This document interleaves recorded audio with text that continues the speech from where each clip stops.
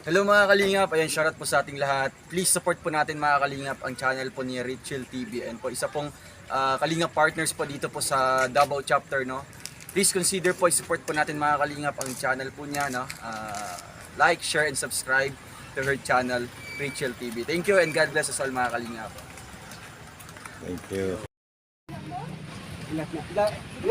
Wala, isulod na lang. Palang araw po mga kalingap. Nandito po ako ngayon sa Tagum, no, para po magkatid ng tulong dun sa Davao de Oro. Tapos namili po ako ng mga namili po ako ng mga bigas at saka materialis po para sa bahay po ni Lola Dominica. Tingnan niyo po mga kalingap yung gulay po. Daming gulay dito po.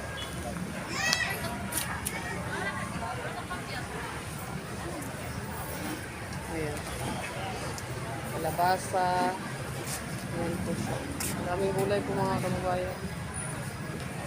Daming gulay. Ito po ay bagsakan po ng gulay dito po mga kababayan. So, tayo naman ay pupunta ng Davao de Oro para po sa mission po natin mga kababayan. Abangan niyo po kung mga bibilhin ko pong bigas. Yan mga kalingap mo.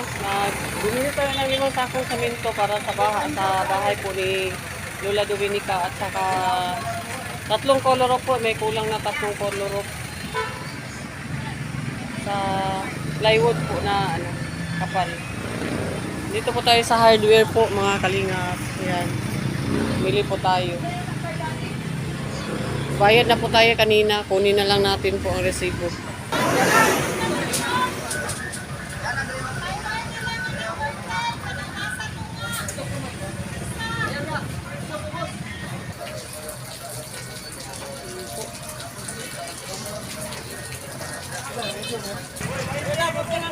Dosi na kataas? 12?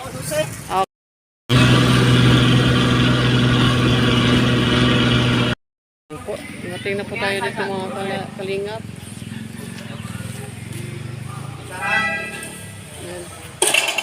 Nandito na po tayo sa Davao de Oro. Kasama, bili tayo ng materialis para po sa bubong po ni Lola Dominica. Kaya yan, koloro po mga kalingap. Yan po ang ipag Nalumping lagi na balangga. Ha?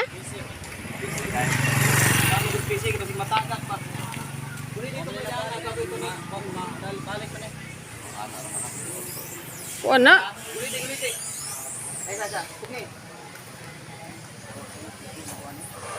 Tama dito isa ka tao. Okay, boy.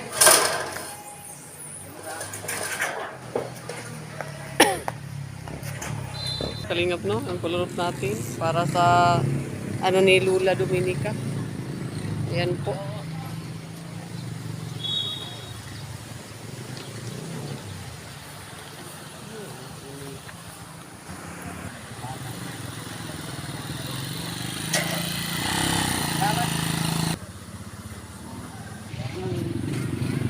Sa natin, sa ginawa po nating bahay ni Lola Dominica.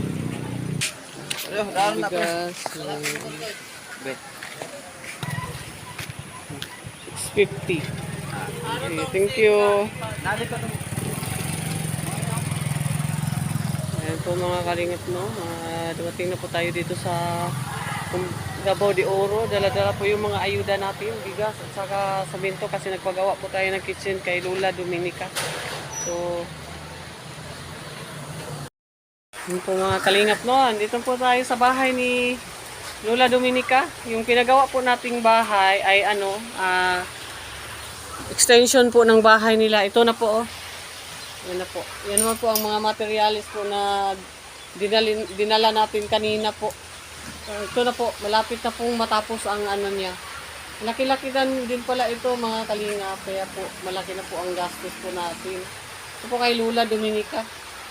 Napakalaki po pero marami pa pong malaki-laki pa ang gagastusin nito. Ito CR nila, yung nila. Sako-sako lang muna ang nilagay kasi wala pa tayong budget sa dyan. Kaya ang dala natin ngayon semento, 5 sakong semento at saka colorop at saka plywood po para dyan sa i-ano din siya sa gilid.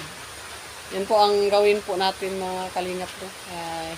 Ito po si Lola Dominica. Kararating po lang natin dito sa Davao de Oro. O, kumusta ka Lola Dominica? Ang Pasko, ang New Year mo? Maayo. Ha? Maayo. Bakit maayo? Maayo ang New Year. Gibaha mig dako kaayo na nampin sa kwan. Munti ka na raw na ano, na umabot dito yung tubig sa bahay. Wala ay. Nanampira sa tangtang. Sa kalir. Po si Lola Dominica mo, mga babayan. Siya po ang pinagawa natin ng kitchen kasi yung last video po natin sa kanya, sira-sira na po yung kusina nila po, yung kitchen po nila. Kaya ngayon, yun po, mag-start po sila. Pinaumpisahan na natin. Ay may, may bubong na. So far, may bubong na. Ito na lang po, ang hindi pa na bubungan. Ayan o. Yun na lang po ang kulang. Kaya, ang para dyan po, ayan po. Ito po. Kaya, kahit pa paano po, ay okay na po yung nila. Lutuan, no? Walang lutuan nila. Kasi yung lutuan nila, sira-sira na po. Trapal-trapal lang po yung dati, trapal-trapal lang po ang nilagay. Kaya ngayon, pinaayos natin sa sarili po nating pera.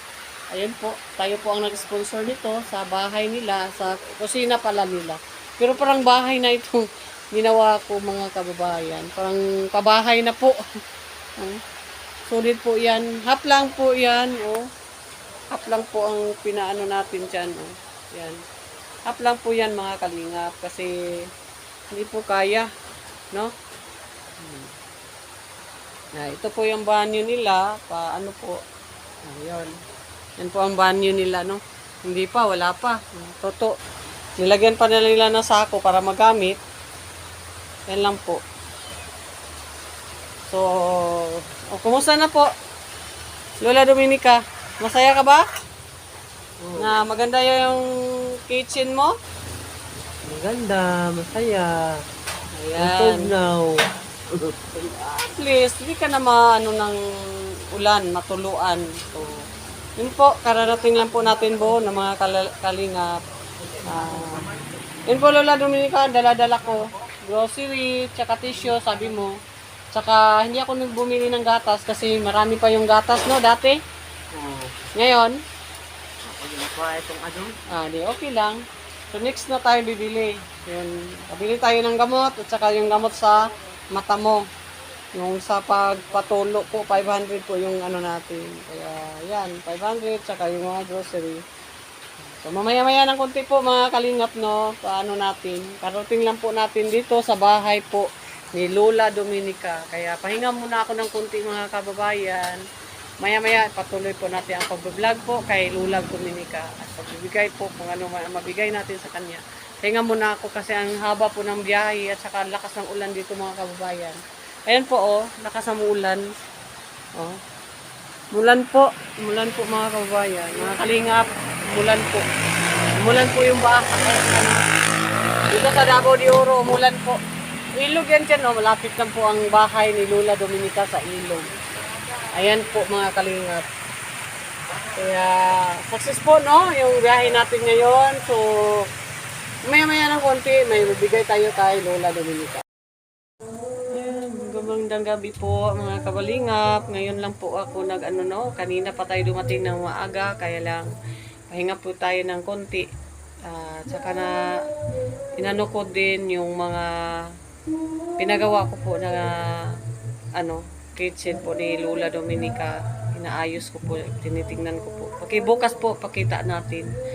Pahinga muna tayo ng kaunti dahil sa layo po ng biyahe talaga mga kalingap. Nakakapagod talaga. So, haggard tayo masyado ngayon kasi ang layo ng biyahe, naantok pa ako. Tulo ako ng konti pero hindi pa talaga talaga mga kalingap, no? So, ibigay na natin yung para pambigay po kay Lola Dominica. Ito po na mga kalingap, gamot po. Umili po ako ng para sa kanyang ganito kasi kailangan nila yan. At saka biskwit po. Ito po mga kalingap po. Mimili po tayo kay Lola Dominica po ng biskwit. Biskwit po yan, Lola Dominica. Biskwit. Saka tissue po. Ayan o, laking tissue. Ito mga kalingap, tissue po. Bili tayo ng kitchen towel sa kanya kasi gamit na gamit po niya to.